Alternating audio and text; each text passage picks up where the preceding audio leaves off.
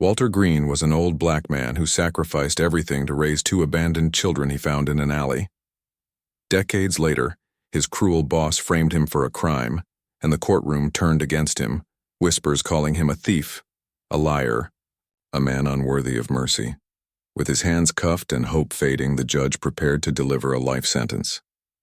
But just as the gavel was about to fall, two figures stepped forward, and what they revealed shook the entire room. The winter that year was the kind that bit through old coats and chewed at worn shoes until toes went numb. Streets in that small, industrial town smelled of smoke and steel, heavy with exhaustion, the kind of place where people walked fast with heads bent low, never pausing to notice whoever was left behind. Factories bellowed black clouds above sagging rooftops, and the ee clang of iron followed men home like a curse. Among those men was Walter Green, a weary black worker in his late 50s whose limp never healed from years of labor. His boss always said he was too slow, too useless, lucky even to have work. Walter never answered. He swallowed insults the way he swallowed pain, quietly, keeping his head low. That night, after another shift that ground his body to dust, he passed a narrow alley behind a diner. The wind whistled past dumpsters, carrying the hum of freezer fans. At first, he thought he was seeing shadows huddled together, but then a sound reached him, a weak cough, a rustle, a child's whimper. Tucked against the frozen wall were two children, pale, shivering, their clothes little more than rags clinging to bones. The boy, maybe 10, had his arm wrapped tight around a younger girl, trying to shield her from the cold. Walter stopped. He could have kept walking. That would have been easier. His boss's voice lingered in his head. "Don't waste time on strays, Green. You can't even feed yourself." And it was true. Walter's dinners were scraps. His rent consumed every coin. His room was no more than peeling wallpaper and a heater that barely rattled to life. But when he looked at those children, when he saw their eyes too old for faces so young, something stirred deep in his chest, heavier than hunger. He crouched, knees aching. "You two got anywhere to go?" he asked softly. Silence. Just a shake of the boy's head. The girl's lips trembled, too frozen to answer. Walter exhaled, breath clouding in the air. He knew what it felt like to be invisible, discarded, left behind. He couldn't leave them. Not tonight. He reached out his calloused hand. "Come on," he said. The boy hesitated, but the girl slipped her tiny fingers into his palm, ice cold, desperate. That was enough. Walter pulled them gently to their feet, steadying them as though they were his own blood.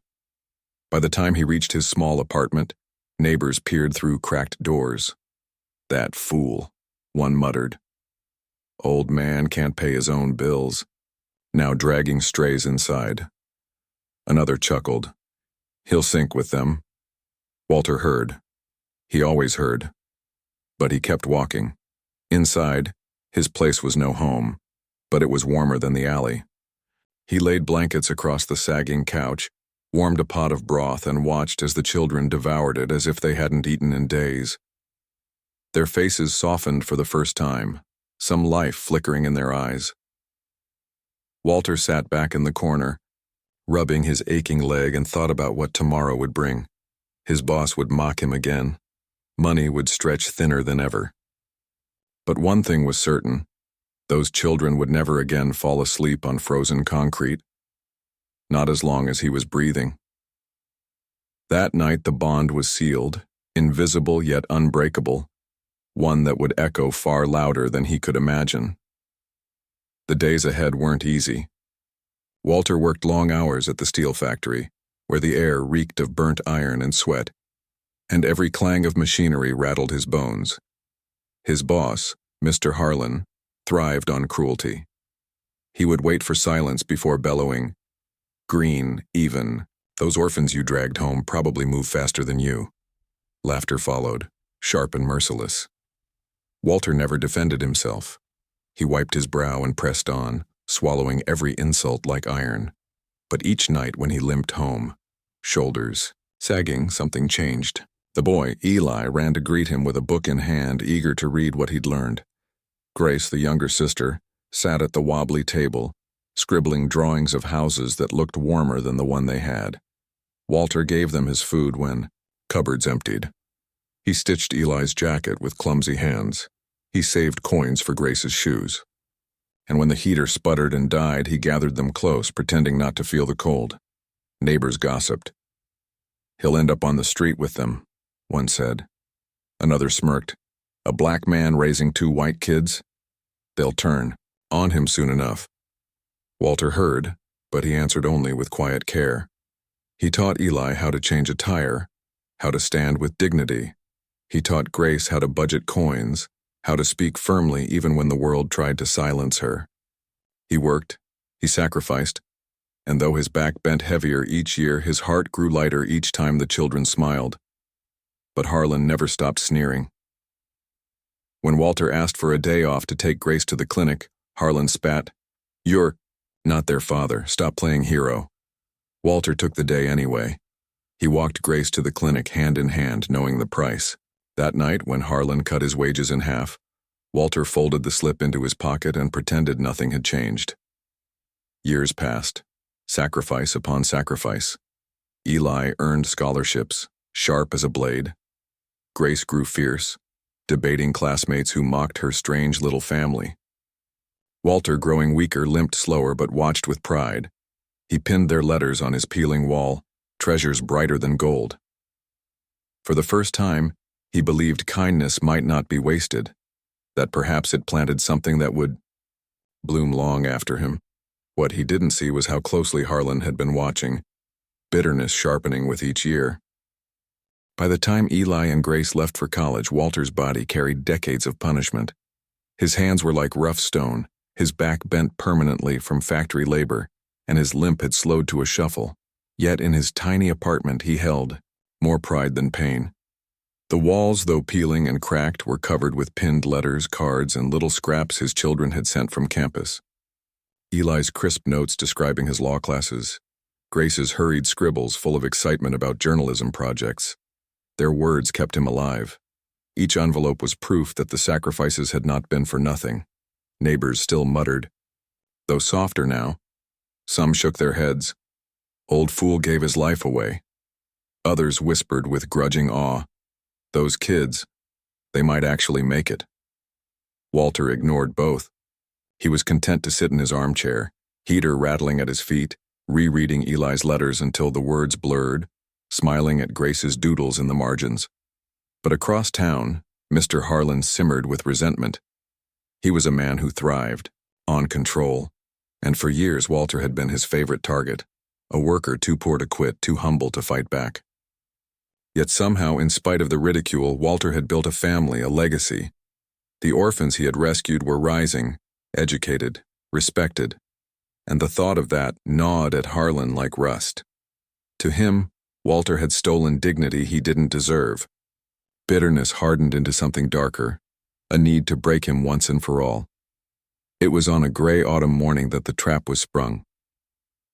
Walter returned from the factory to find 2 policemen waiting at his door. Their uniforms were sharp, their faces cold. "Mr. Green?" one asked, though it was not a question.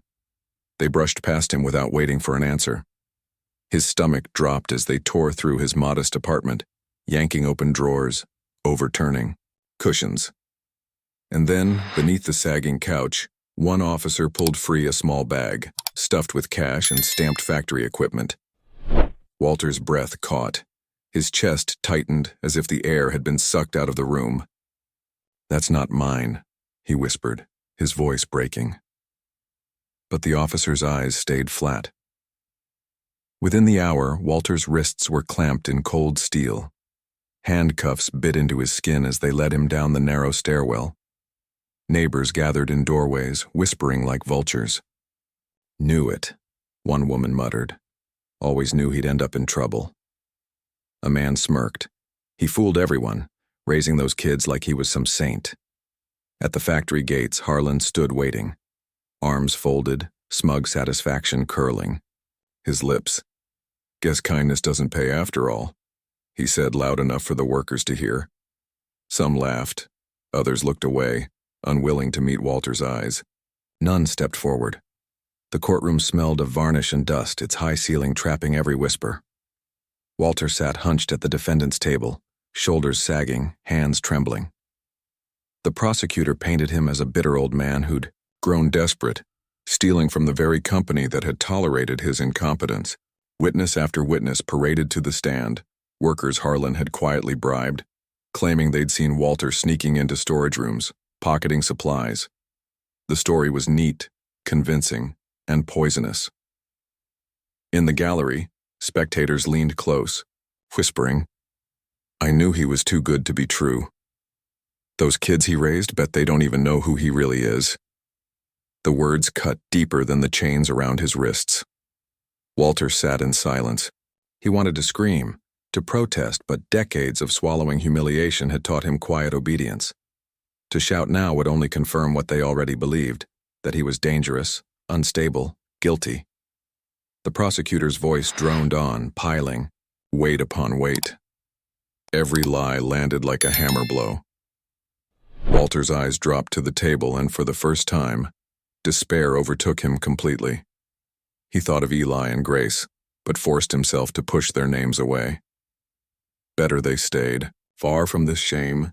Better they remembered him as the quiet man who tucked them in, not the criminal branded in this courtroom. Finally, the judge lifted his gavel. "Walter Green, you face a possible life sentence." The words echoed like a death knell. The room seemed to close in, its walls pressing tighter. Walter's chest felt hollow, his lungs unable to fill. Maybe Harlan was right. Maybe men like him were never meant to rise above their place. Maybe all he had built would crumble into dust. And then, like a gust of wind, doors creaked open at the back of the courtroom. Two figures stepped inside. At first, Walter didn't lift his eyes. But whispers rippled through the room, shifting, sharp with surprise. Heads turned. Even Harlan's smirk faltered. Slowly, Walter looked up. His breath caught. Eli, Grace.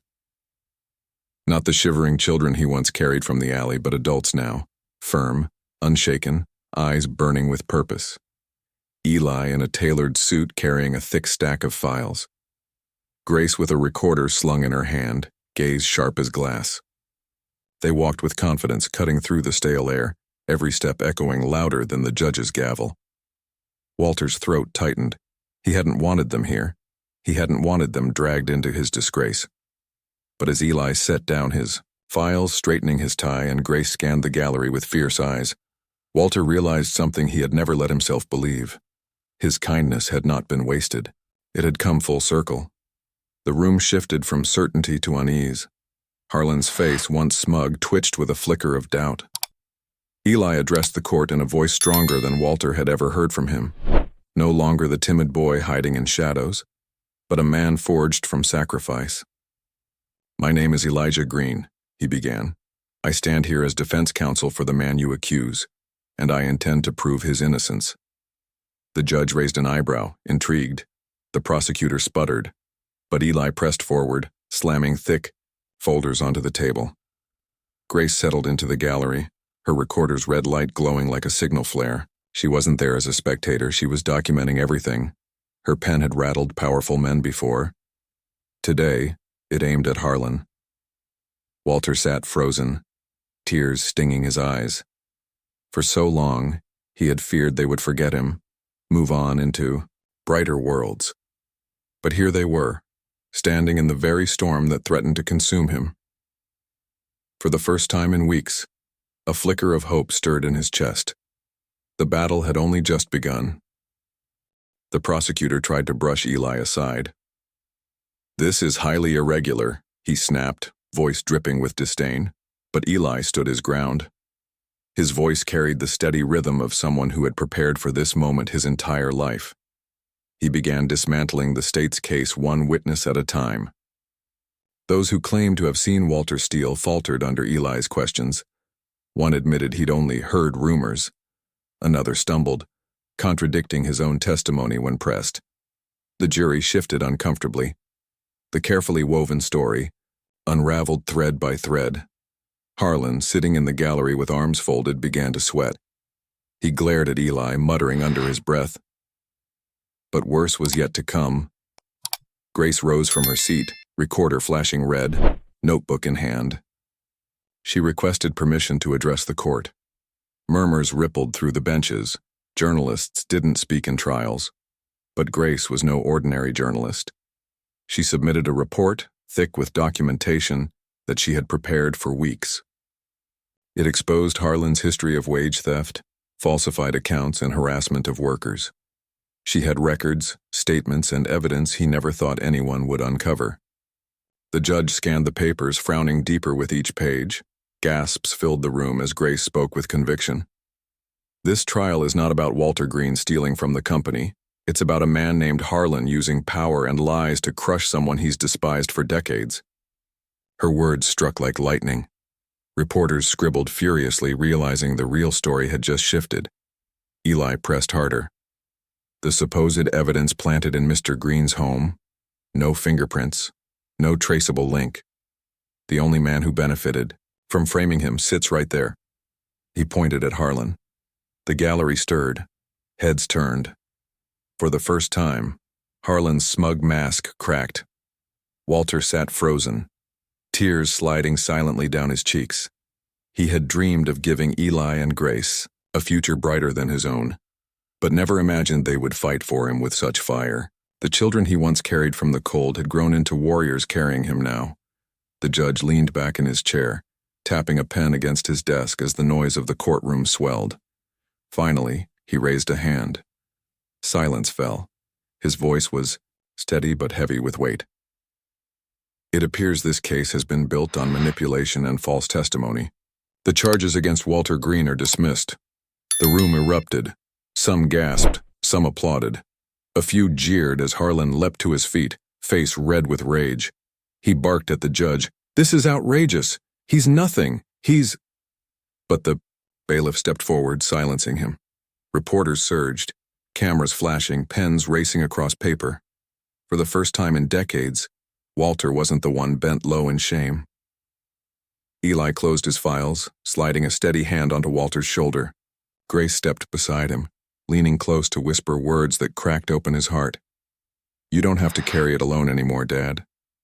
That single word, Dad, rang louder in Walter's soul than the gavel that had set him free.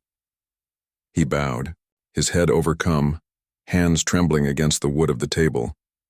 Around them, neighbors who had once mocked sat stunned into silence. The same people who'd called him a fool now watched the truth blaze in front of them. That his sacrifices had not been wasted. That kindness, long dismissed as weakness, had grown into strength too powerful to be crushed. As Harlan stormed out of the courtroom, shouts and questions followed him. Grace's recorder captured every second, her eyes sharp with determination. She would tell the world exactly who Walter Green was and exactly who had tried to destroy him. Eli packed his files neatly, his face calm, but his hand never left Walter's shoulder. When they walked out into the crisp afternoon air, Walter felt the sunlight on his face as if for the first time in years. The cuffs were gone, the weight lifted. He moved slowly, leaning on his cane, but his spirit rose taller than it ever had. Crowds waited outside, reporters shoving microphones, strangers reaching out, but Walter barely noticed them. His eyes were fixed on Eli and Grace, walking on either side of him. Not children anymore, but the legacy he had built from scraps of love and sacrifice. The years of hunger, the long nights with broken heaters, the humiliation at the factory. All of it had led here. He had lifted them from the cold, and in return they had lifted him from a cage. That evening, back in his apartment, the three of them sat together. The walls were still peeling, the couch still sagging, but it felt different now. Eli's suit, jacket hung across a chair. Grace's recorder sat on the table, still blinking. Walter, weary but unbroken, gazed at the two faces across from him. They laughed, they planned, they argued about dinner, and it felt like the family he had always imagined but never thought he'd truly have. He realized then that kindness doesn't die. It waits, it grows, and when the time is right, it saves. Because the night he reached into that alley, offering his rough hand to two shivering children, Walter Green had planted a seed.